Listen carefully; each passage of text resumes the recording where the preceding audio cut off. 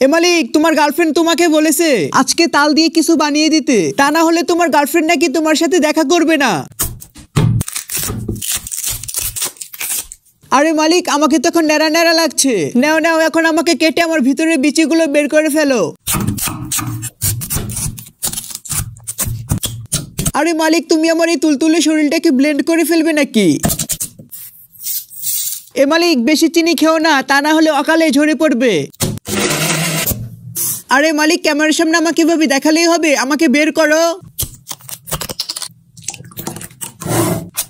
মালিক, ওই ক্রিমগুলো আমাকে দিয়ে একটু ভালো করে ফেটে নাও। মালিক, আমাকে ওই ক্রিমগুলোর সাথে মিক্স করে দাও।